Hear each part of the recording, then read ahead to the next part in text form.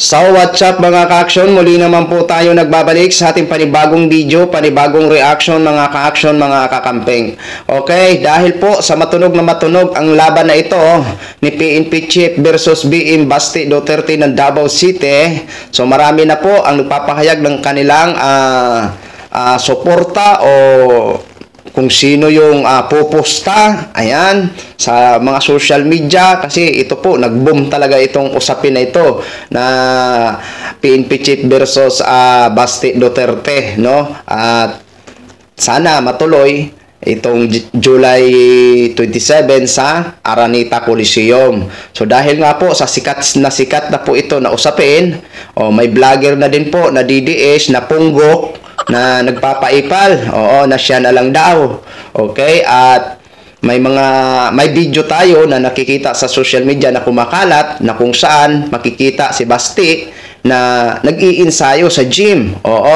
Hindi natin sure kung totoo o AI kasi napakahirap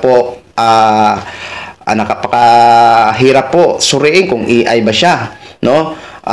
Pero ang nagpapakalat nito, isa sa mga nagpakalat dito, mga DDE supporters din ng mga content creator. Mamaya isa-isahin ho natin.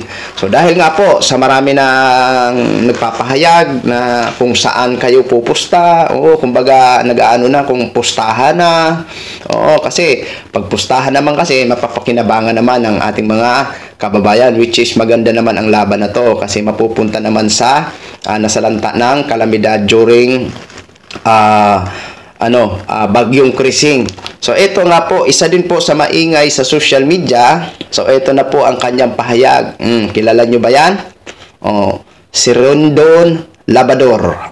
Ayan ha. Sorry. Akala ko Labrador pala, sorry. Ayan, Ayan. Game na to. Kanino ka? All in. Pati kapitbahay ko, itataya ko na dito. Ayan. Referee, Rendon. Ring announcer, Kuya Kim at Yensa. Ayan. Okta Championship. Hashtag Season 1.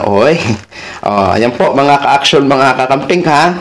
Iposta niya daw pati mga kapitbahay niya. Pati ba mga chismosa rin doon? Mga chismoso, sali mo na rin.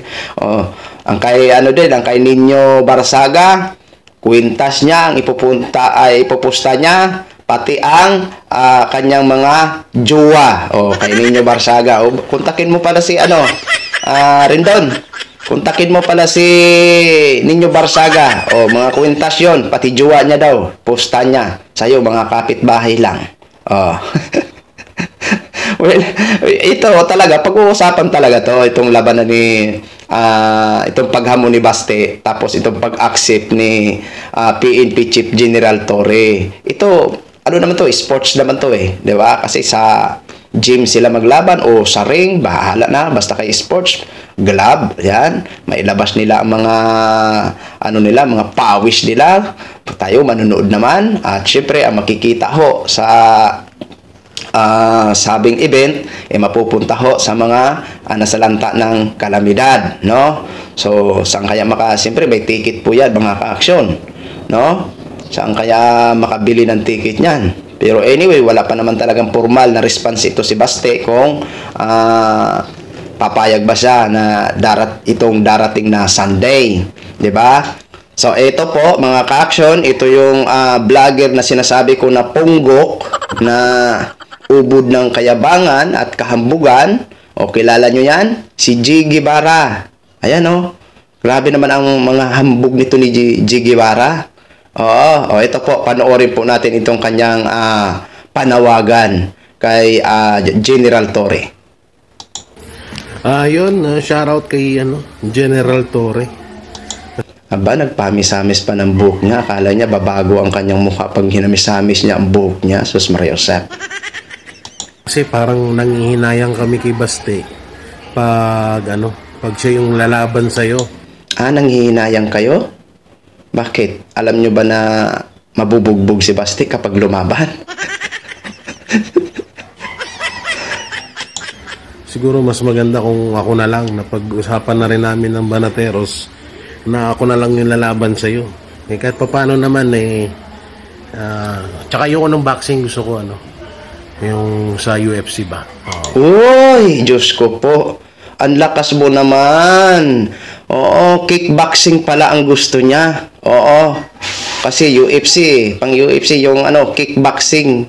Ang lakas mo naman magamo ng kickboxing. Ilan ba ang height mo? 4 feet? 5 feet? Kasi, 6 feet. Diba? Baka hindi umabot yung binti mo sa katawan ni, ni General Torre. Kasi, sa tingin ko dito, malaki lang ang ulo nito, malaki lang ang katawan nito, pero ang paa nito maiksi. Hindi naman siguro to katangkaran. Oo, kasi nakita ko to sa isang live ng vlogger na kung saan naglalakad to. Hindi naman, kumbaga, malaki lang ang katawan, malaki din ang ulo, pero hindi katangkaran. Kaya masabi ko talaga na parang punggok. Oo. Oo, at saka maliliit ang Tapos, pang UFC pa ang gusto mo, kickboxing. Nako, baka hindi yan aabot kay PNP Chief General Torre ang tuhod mo. Kasi kasama tuhod niyan, siko, kasi kickboxing yan, talagang yan, wrestlingan yan. Diba? Nako, kawawa ka naman. Pag ikaw ang lumabang kay General Torre tapos yan pa ang hahamonin mo, remember, sanay yun sa defense tactics. May training yun. Ikaw wala. Dumaki lang ang ulo mo na parang wala naman siguro na alaman. Hindi ko alam. Kaunti lang. May laman man, kakaunti lang. Parang utak dilis. Di ba? Ang lakas naman ang loob nito. Okay, paano mo muna hila-hila mo muna kay Banat ba yung mga binti mo dyan para tumangkad ka kunti, ha? Kasi ang alam ko, siguro ang height mo, hindi nga siguro 5'2", parang pambabae height ka lang. Para mas maganda. Para mas mababasag ko yung mukha mo. Mababasag ang mukha ni General Torre o ang mukha mo ang hindi mapuslan kung masuntok, masipa. Yan kasi kickboxing man ang gusto mo, hindi ba pala boxing? Baka mamaya yung ilong mo maging payangak yan na parang itong palaan ng lube, palaan ng niyog. Di ba? Wag magyabang, wag muna magyabang, G. Guevara. Tsaka una-una, hindi ka man papatulan ni General Torre. Kasi hindi naman ikaw ang naghamon. At tsaka wala ka namang kredibilidad para patulan ni General Torre. Ang papatulan ni General Torre, yun, si BM, si Basti. Kasi last year gusto niyang sampalin. Tapos ngayon naman, naghamon naman ng suntukan. Total, siya naman ang naghamon. Gingkol ni General Torre sa pamamagitan ng charity boxing match. Di ba? Maganda. Manalo man matalo, at least mapupunta ang malilikom na pera sa mga taong nasalanta ng bagyo. Huwag para masyadong mayabang, G. Guevara, kasi mukha mo pala mo, hindi ka na naawa sa mukha mo. Ubod na ng kayabangan. Ubod pa ng kaanuhan.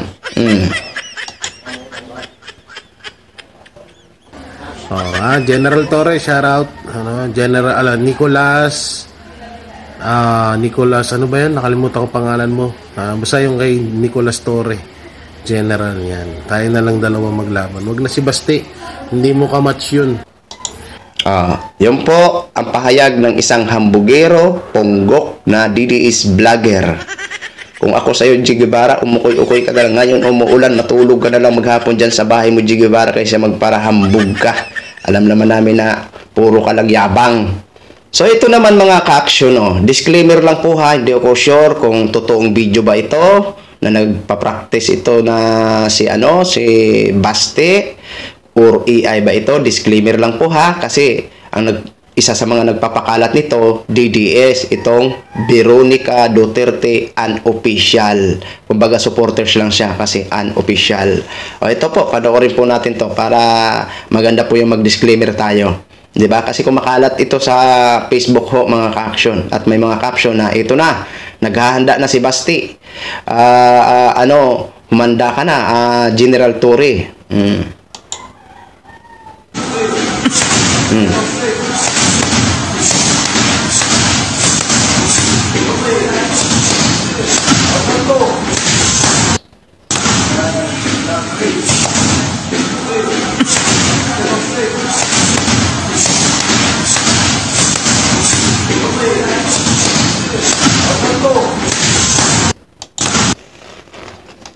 So yun na ho mga ka-action no, napanood yun na po pero hindi po ako sure kung totoo ba yun ha. Baka kasi AI, okay? Ang hirap kasi i-determine kung AI o hindi. Wala kasi paano ba ito paano ba mag-check kung AI mismo ba sa AI apps, no? But anyway, yun po pinakita ko lang sa inyo. Kung totoo man o hindi, hinihintay pa rin natin ang magiging response ni Vice Mayor Basti Duterte or Acting Mayor Basti Duterte ng Davao City. Kung ano ang magiging response niya kasi ano na ngayon, Miyerkules na ho ngayon, ilang araw na lang.